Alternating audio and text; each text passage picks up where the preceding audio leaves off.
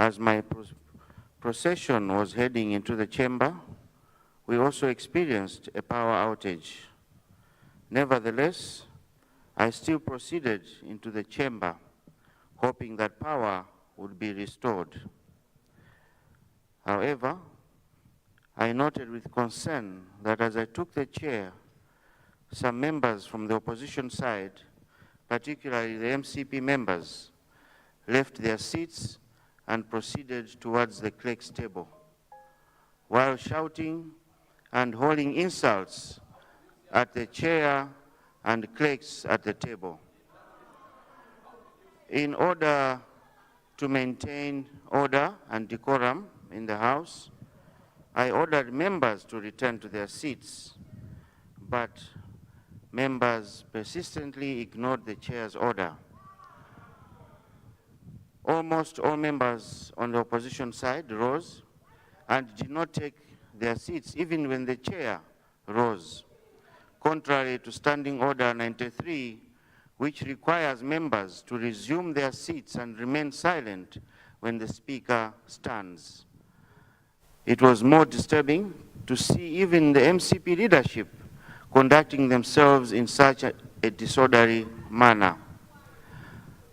Through this disorderly behavior, members willfully and persistently obstructed the assembly, notably the following members: Lilongwe Nyanja, Lilongwe Mpenu, Dedza Mlunduni, Dedza Kasina, and Salima Central.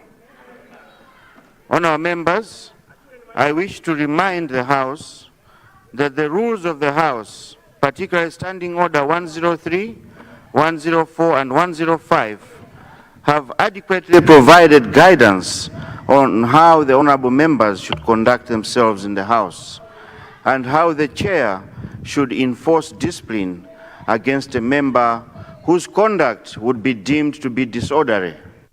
In particular, Standing Order 104, 1 and 4, which states that a member's conduct shall be declared to be disorderly by the Speaker if a member, 1, persistently and willfully obstruct the assembly, 4, persistently and willfully disregards the authority of the chair or order of the chair. Clearly, from the provisions of the Standing Order 104, the conduct of the said members was disorderly and cannot be tolerated in this House. As Speaker, I will not tolerate any member to undermine the authority of the chair, let alone hurl insults at the chair and the table clerks. This disorderly conduct deserves to be punished. Honourable members, yesterday I could not mete out the relevant penalties because I could not be heard. However, let me draw attention of the House to Standing Order 105, which states that a member who is guilty of disorderly conduct may be ordered by the Speaker to leave the chamber for the remainder of that sitting day. In view of the foregoing, I rule that the members having conducted themselves in a disorderly manner should leave the chamber for the remainder of the day today.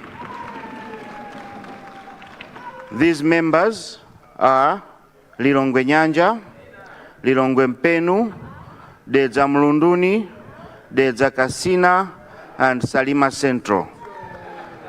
Honourable members, should there be a repeat of this kind of behavior, I will not hesitate to mete out stiffer penalties to those members. This should also serve as a caution to all members that conduct themselves in a disorderly and dishonorable manner. Let me repeat that such behavior will not be tolerated in this House. I thank you.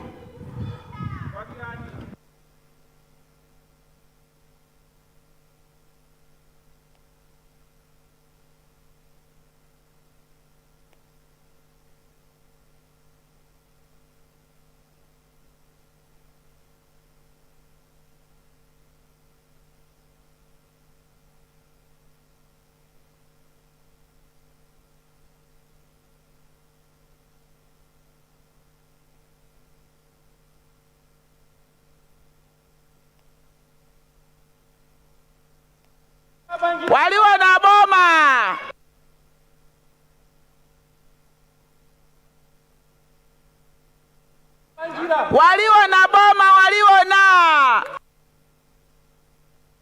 Point of order. Machine.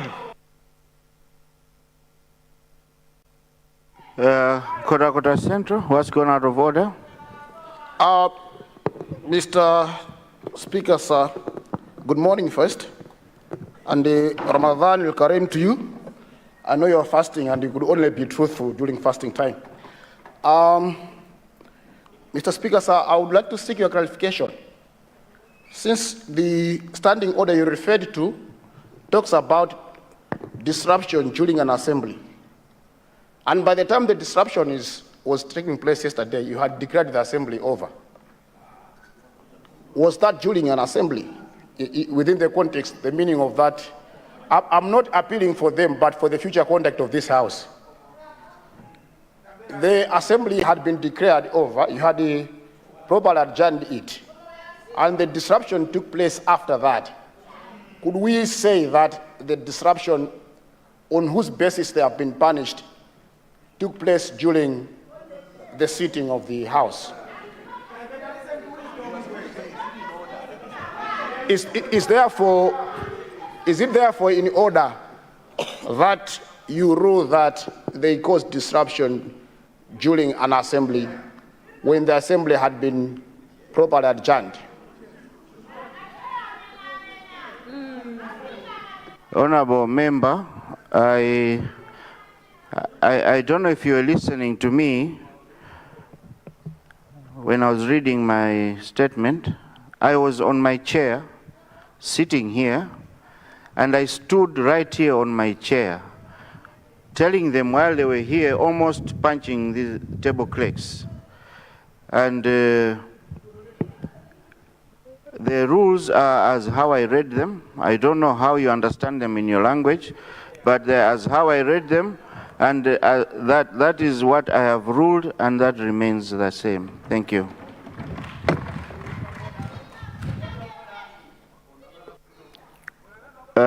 Your constituency, Honorable?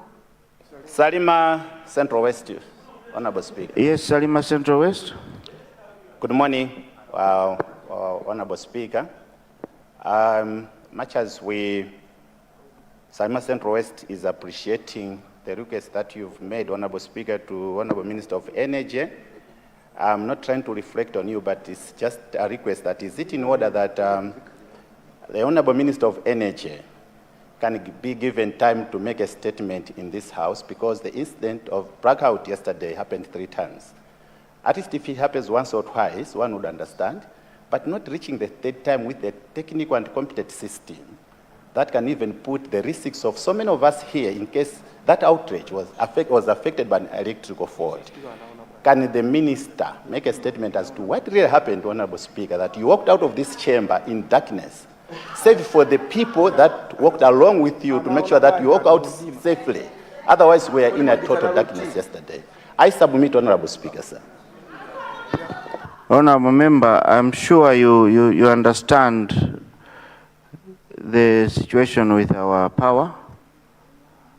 And I did mention yesterday that we had a technical fault because our generator could not pick up automatically, and they were looking at it. So I don't know what statement you want to come. I rule you out of that point of order.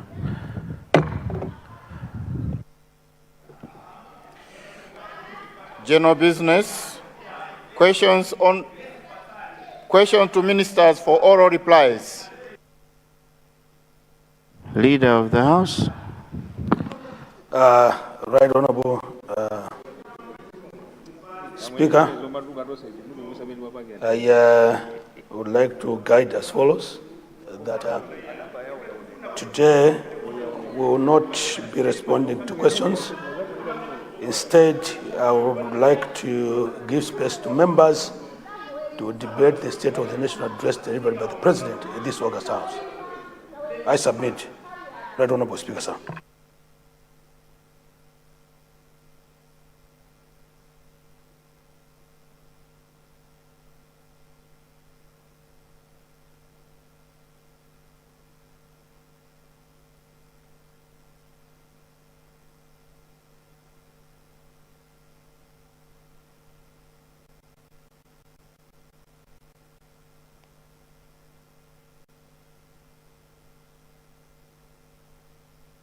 Honourable members, as said by the Leader of the House, that we go to responses to the SONA.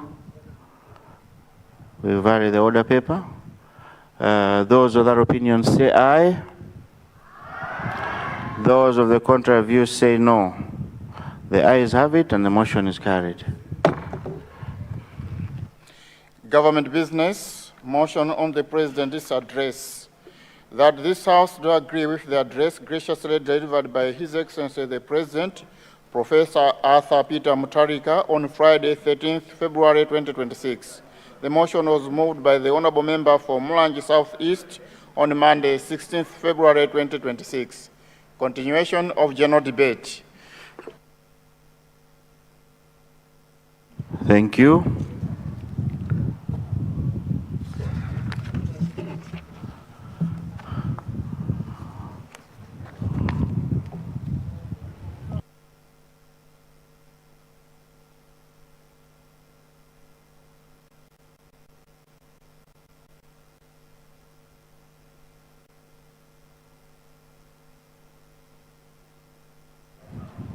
I see Honorable, your constituency, Honorable?